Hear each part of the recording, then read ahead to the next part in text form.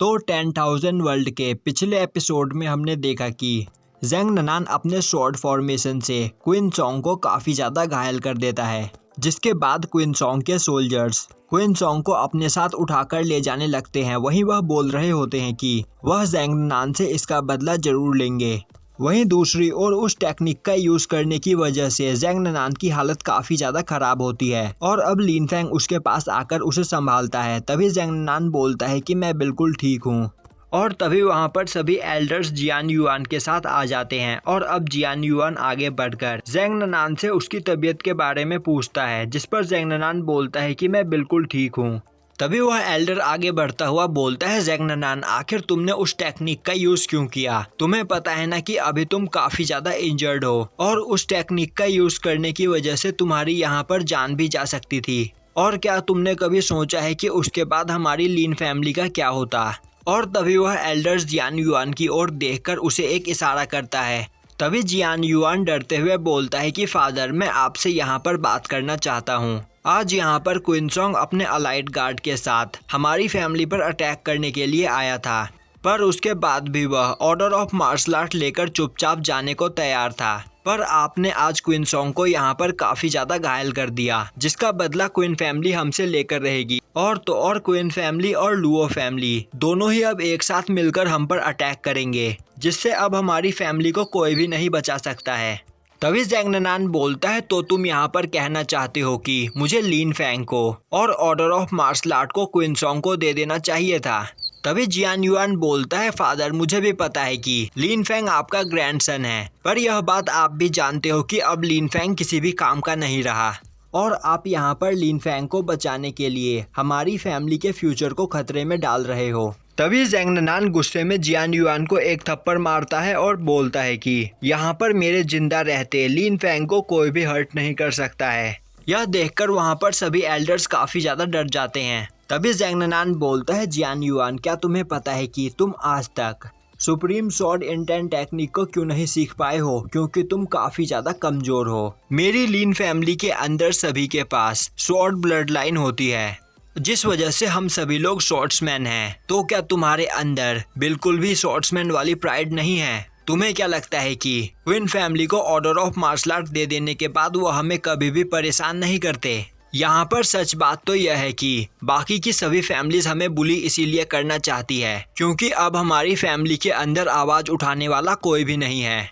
और अब यह बोलते बोलते ज़ैंग ननान वहाँ पर खांसने लगता है, जिस पर लिन फेंग उसे संभालता है। तभी ज़ैंग ननान बोलता है कि लिन फेंग एक बात हमेशा याद रखना, हमारे स्वॉर्ड ब्लड लाइन की पूरी पावर वही पर्सन यूज कर सकता है जो खुद एक स्वॉर्ड की तरह शार्प और स्ट्रांग हो।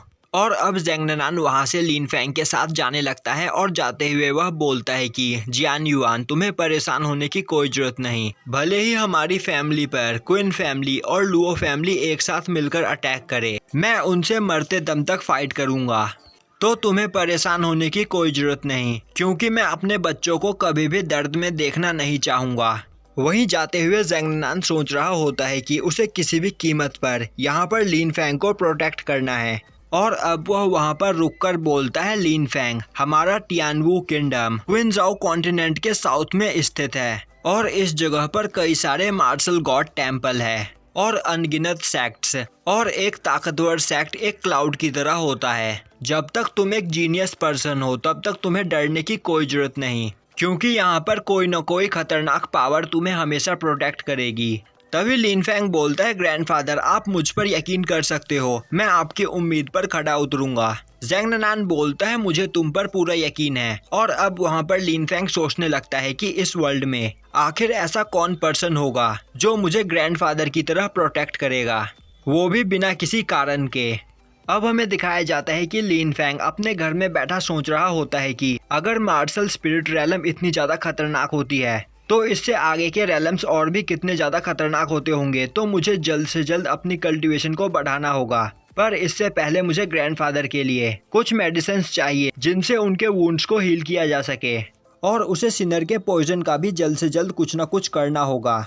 और तभी वह सोचने लगता है कि गॉड्स के ग्रेवयार्ड में कोई न कोई मार्शल आल्केमिस्ट का ग्रेव जरूर होगा जिसे प्योरीफाई करके वह उसकी नॉलेज ले सकता है। और अब लिन फेंग उस ग्रेवयार्ड में आ जाता है, जहां पर आकर वह बाई होंग को ढूंढने की कोशिश करता है, पर बाई होंग उसे कहीं पर भी नहीं मिलती है। जिसके बाद वह अकेले ही जूसेंग फॉर्मेशन के अंदर जाने का डिसाइड करता है। और अब जूसेंग फॉर्मेशन के अंदर आते ही उसे वहां पर एक मास्टर अल्केमिस्ट का ग्रेव दिखाई देता है, और यह ग्रेव एक पिल मास्टर साओ बाइली का होता है। यह एक हेवनली अल्केमिस्ट मास्टर होता है, जिसकी सोल अब डिस्ट्रॉय हो चुकी है, जिस वजह से इसे प्योरीफाई करने में लिन फेंग को ज्यादा प्रॉब्लम नहीं आएगी। यह देखकर लिन फेंग काफी ज्यादा खुश होता है, और अब वह वहां पर उस ग्रेव को प्योरीफाई करने लगता है। वहीं दूसरी ओर क्वीन फैमिली के अंदर एक पर्सन जिसका नाम क्वीन सांग है, वह क्वीन सॉन्ग के हार से काफी ज्यादा गुस्सा होता है और बोल रहा होता है कि मुझे यकीन नहीं हो रहा कि इतने घायल होने के बावजूद ज़ैंग ननान ने क्वीन सॉन्ग को हरा दिया। तभी एक पर्सन उसे बताता है कि उस फाइट में ज़ैंग ननान ने स्वॉर्ड फॉर्मेशन का यूज किया था, जिसका सामना वहां पर कोई भी नहीं कर सकता था। यह सुनकर क्वीन सांग बोलता है, तो यह बात है, मैंने इस बारे में कभी नहीं सोचा था। लिंग ज़नान अभी मार्शल स्पिरिट रैलम पर है और उसके पास स्वॉर्ड फॉर्मेशन भी है, जिस वजह से उसे हरा पाना हमारे लिए काफी ज्यादा मुश्किल है। तो मुझे लग रहा है कि अब हमें लुओ फैमिली से मदद लेनी ही होगी। और तभी वह बोलता है कि तुम जाकर क्वीन मियोलिंग को ऑर्डर दो कि वह लुओ फैमिली में जाकर इस बारे में सब कुछ बताए और उनसे मदद मांगे। वहीं दूसरी ओर लिन फेंग उस ग्रेव को प्योरीफाई कर लेता है, जिसके बाद उसे पिल रिफाइनिंग की बेसिक नॉलेज हो जाती है। पर इस नॉलेज की मदद से वह अपने ग्रैंडफादर और सिनर दोनों को ही ठीक कर सकता है। और अब वह डिसाइड करता है कि वह पिल बनाने के लिए टियानयान माउंटेन पर जाकर हर्ब्स लेकर आएगा।